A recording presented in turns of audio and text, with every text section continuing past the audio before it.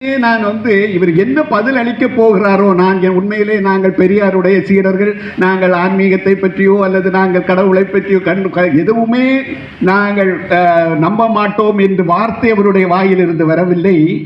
எந்த அளவிற்கு அவர் அந்த வார்த்தைகள், இது ஒரு சாதாரணமாக இந்த சிந்தனை மற்றவர்களுக்கு வராது, ஆனால் அவருடைய வார்த்தைகள் வருகிறது. இன்னும் பல்வேறு இன்சிடென்ட் அவருடைய காலத்தில் நாம் பார்த்தோம். எனக்கு என்னுடைய ஒரு இதே போல் தான் மற்ற முதலமைச்சர்களுக்கு கூட இருக்கக்கூடிய சமயத்தில் இது போன்ற பல்வேறு நிகழ்வுகள் எனக்கு உண்டு, அந்த அனுபவங்கள் வருகிறது. எனவே இந்த விஷயங்களை பொறுத்த அளவுக்கு படித்தவர்கள் தான் எழுதணும்னு கிடையாது.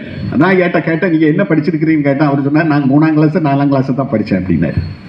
இவ்வளவு பெரிய நான் தலகன பெரிய அளவுக்கு புக்கை எழுதியிருக்கிறேன்னு சொல்கிறாரு, ஆனால் அவர் படிச்சிருக்கிறது அவ்வளவுதான்.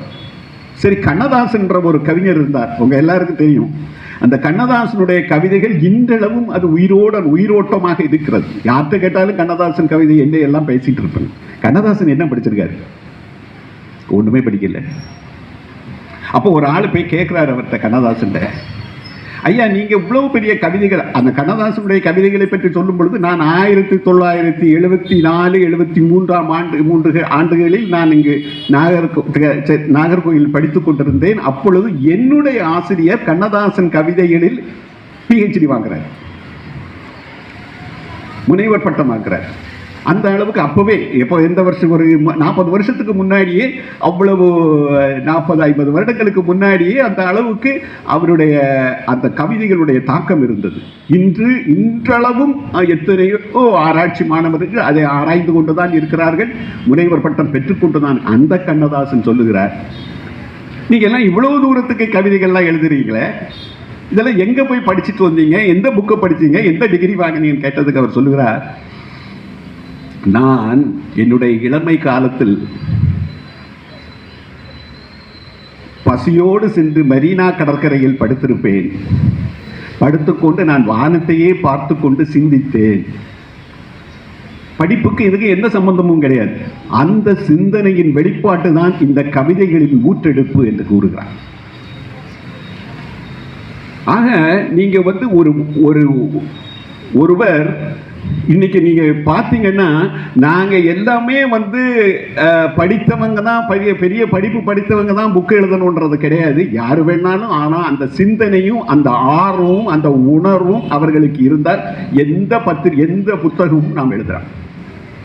அதே போல ஒரு மனிதன் தாக்கம்னு சொன்னேன்ல, எப்படி தாக்கம் உண்டாகிறது? நான் என்னுடைய எக்ஸ்பீரியன்ஸ்லேயே கூட நான் கொஞ்சம் அதிகமாகவே இந்த தமிழ் புக்குகளை விட ஆங்கில புத்தகங்களும் படிக்கக்கூடிய பழக்கம் உண்டு. இந்த ரூட்ஸ்ன்ற ஒரு புத்தகம் உங்களுக்கு தெரிஞ்சிருக்கும், அலெக்ஸ் ஆலன் அப்படின்றது ஒரு எழுதியிருந்த ஒரு புக்கு. அதில் வேற உண்மை கிடையாது. ஒரு 4 வருடங்கள் அந்த ஆப்பிரிக்க கருப்பர் இன மக்களை பற்றியே எழுதி கொண்டிருக்கிறார். 4 தலைமுறை உள்ள கருப்பர் இன மக்களை பற்றி, அதாவது எவ்வளவு கஷ்டங்கள் அவர்கள் இந்த வெள்ளையர்கள்னால் அந்த கருப்பர் இன மக்கள் கஷ்டப்பட்டாங்கன்றது அந்த கதை, வேற ஒண்ணுமே கிடையாது. இதுதான் இது எப்படி என்னுடைய வாழ்க்கையில் தாக்கத்தை ஏற்படுத்தியது என்றால், என்னுடைய செயல்பாடுகள், என்னுடைய சட்டமன்றத்தினுடைய செயல்பாடுகள் இருக்கும் பொழுது 2 விதமான, இன்னைக்கெல்லாம் நம்ம எலெக்ஷன் சொல்றோம் இல்லையா, தேர்தல்கள். என்ன தேர்தல் போடுறோம்? நேர போய் ஓட்டு போடுறோம். இதுல 10 பேர் 11 பேர் ஓட்டு போட்டாங்கன்னா, இல்ல அந்த 11 ஓட்டு வாங்கினவங்க ஜெயிச்சிடுறாங்க. 10 ஓட்டு வாங்கினவங்க, இது நம்ம ஊராட்சி மன்ற தலைவர்களுக்கு எல்லாம் தெரியும், 10 ஓட்டு வாங்கினவங்க தோத்து போயிடுறாங்க, அந்த 11 ஓட்டு வாங்கினவங்க ஜெயிச்சிடுறாங்க. அப்படித்தானே? இதுவும் ஒரு UK, அதாவது லண்டனில் நடந்த ஒரு விஷயம்தான். அங்கேயும் என்னன்னா, இந்த எலெக்ஷன் இப்போ நடக்கிற இந்த ஜனநாயக எலெக்ஷனே தவறு, இது உண்மையான ஜனநாயகம் கிடையாது. இதற்கு உண்மையான ஓட்டு உரிமை, ஓட்டுகள் எப்படி கிடைக்கும்னு சொன்னா, சிங்கிள் டிரான்ஸ்ஃபரபிள் ஓட் அப்படின்ற ஒரு சிஸ்டம். அதை ஒற்றை மாற்று வாக்குமுறை அப்படின்ட்டு. அது எப்படின்னா ப்ரொபோஷனல் ஓட் அப்படி, யார் ஒரு 10 பேர் இருந்தாங்கன்னா 3 பேர் வராங்கன்னா இது மிக இதை எப்படி என்னுடைய தாக்கத்தை வந்ததுன்னா இதை நான் கிளாஸில் எடுக்கிற சமயத்தில், அதாவது உங்கள்கிட்ட நான் வந்து சட்டமன்ற உறுப்பினர்கள் எல்லாம் வந்திருப்பாங்க. முதல்ல 234 மெம்பர்கள் வந்திருப்பாங்க. ஆரம்பத்தில் வந்தோடனே அவங்களுக்கு கிளாஸ் எடுக்கிறதுக்கு நான் தான் போகணும். அப்போ கிளாஸ் எடுக்கிற டைமில், கிளாஸ்ன்றது வந்து சும்மா பெரிய ஸ்கூல் மாதிரி கிளாஸ் கிடையாது. என்னென்ன நீங்கள் பண்ணணும், என்னென்ன நாங்கள்லாம் இந்த மாதிரிலாம் இருக்குன்னு சொல்லக்கூடிய சமயத்தில் அவங்களுக்கு சொன்னது, ஒரு வகுப்பறையில் இருக்கக்கூடிய மாணவர்கள் அதில் ஒரு 100 மாணவர்கள் இருக்கிறார்கள். ஒரு 52 வெள்ளை இன மாணவர்கள் இருக்கிறார்கள். ஒரு 48 கருப்பின மாணவர்கள் இருக்கிறார்கள்.